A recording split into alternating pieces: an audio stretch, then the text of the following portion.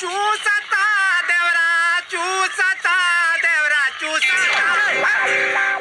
ये कौन गाना गाओ तेरे मारे लगे हंसा गाऊंगा वाला। हाँ तो का करी कौन भगवान वाला गाना नहीं खे। हाँ भाई हमरा संग संग गाओ। अच्छा लगावा।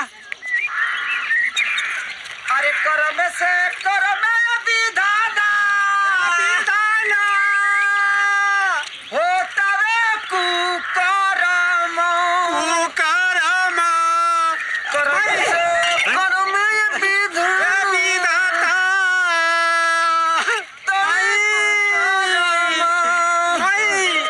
हाँ पापा हम पहुंच गए नहीं।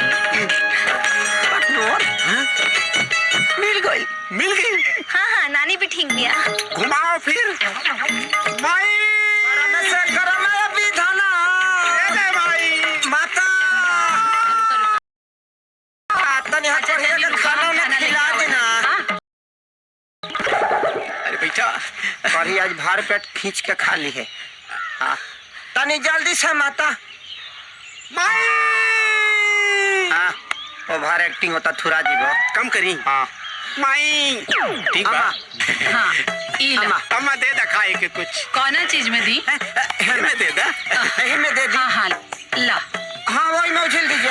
कोरी हाँ खा ये लेगा। ला। हाँ कोरी खा। अरवा चलो, चल अब के आराम भाता से घींचा खाओ। घींचा। हाँ खा ला। ए बबी बबी तनी कोरिया के पानी पिया दी। हाँ पूजा पानी ले आवा। खा खा रहे हैं। खा कर खा ली। ना ना तनी पानी।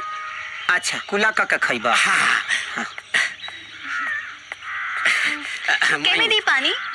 दे दा। ना ना रुक गबड़ा जाएगा। तुमको बढ़िया बर्तन में पिलाएंगे।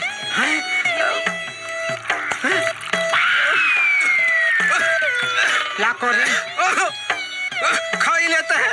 ना पिए बा। नहीं नहीं नहीं नहीं।